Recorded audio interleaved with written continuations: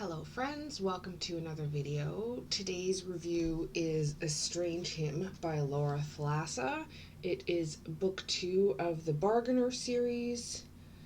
I'm going to hold that a little closer for you guys. It's got the antlers and the gold spiral leaf thing as a theme for all the books. They all have that on them. All your debts must be repaid.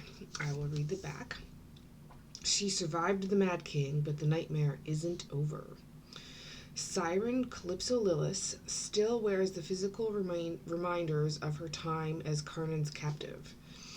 Even after reuniting with soulmate Desmond Flynn, the King of Night. Not only that, but mounting evidence suggests that the Thief of Souls is the being responsible for the disappearance of countless Fae warriors is still out there. Invited to an annual solstice celebration, Callie and Des journey to the kingdom of Flora to continue their investigation. But under the bright lights and striking blooms of the realm, new complications arise, ones that no amount of bargaining can undo. Soldiers begin to go missing from the gathering, and some of the Fae begin to suspect Des is the man behind it all. To Callie, one thing is certain, no one is who they appear to be, not even her soulmate. Fairies play dangerous games. Some want love, some want vengeance, some want flesh, and some want horrors too unspeakable to name. Something is stirring in the land of all that grows, and if Callie isn't careful, it will claim everything she loves, and her along with it. So this one pretty much starts off where the first book ended.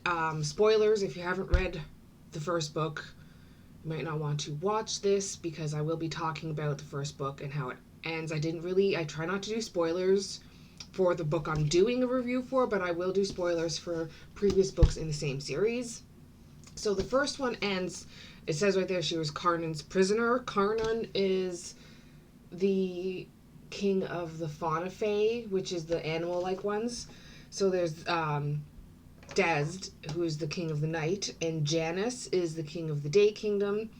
Carnan is the king of the fauna kingdom, and Mara is the queen of the flora kingdom. And Mara is where they go in this one for the solstice celebration, the kingdom of Flora. A lot of other characters, obviously Callie and Des, who is also known as the Bargainer. Callie's best friend Temper. Des's best friend Malachi, and then the Thief of Souls, of course, and we get introduced to Gallagher, who is Des's dad. Mixed things about that. Oh, and also Mara's husband, the Green Man. He's just her consort. He's not exactly a ruler per se, but he does have a say in things, obviously. So this one starts off where the last one ends. Callie gets a little bit more Fae magic. They're still trying to solve the problem with the Thief of Souls. So the ending of the last one, they thought that Carnan was the Thief of Souls because he had all the captured Fae warrior women, but none of the men. But then men still go missing, so they know he's still out there. But they're not sure who's taking him, and it appears like it's all happening with Kingdom of the Night Fae, so they start suspecting Des. You see Callie grow in this one. Des starts teaching her how to fight to defend herself because he doesn't want her to be helpless. There's a lot of really cool magical things happening, a lot of fairy magic, a lot of fancy dresses. The full thing is still in first person from Callie's point of view, which is nice. No dragons. I didn't see any potential plot holes. Oh, there could be something going on with his dad, but you never know because they might fill that in more books. It didn't feel overly predictable, and the plot was evenly paced. Definitely romance, definitely smut, definitely 16 and up for sure.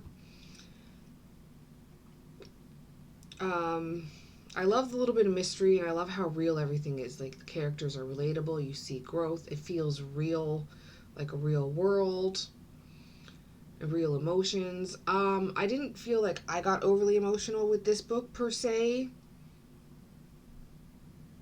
There's definitely some shock for things that happened and anger.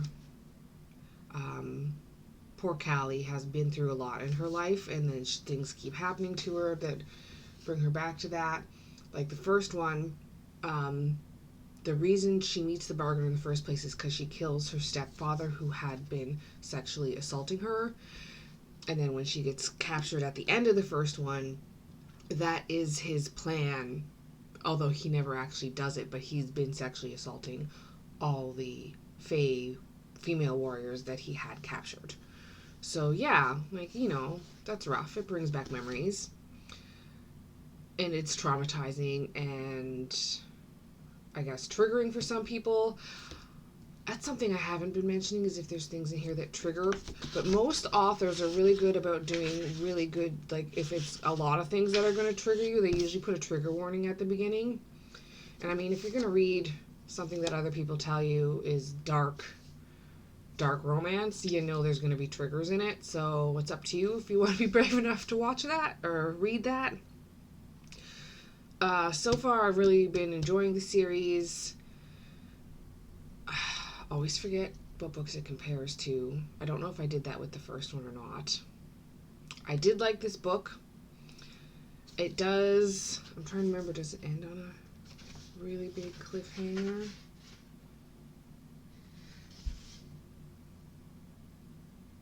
A little bit of a cliffhanger with notes about what the next book in the series is going to be about, or what it's going to start with. I would give it 4 out of 5 stars. Definitely great story, engaging, deep, interesting plot, complex storyline, moving. I don't think I'll be rereading them, but I did enjoy them a lot, and I will recommend it. My next review will probably be on the next book in this series, but I'm not sure because I still have a few other books that I haven't reviewed yet.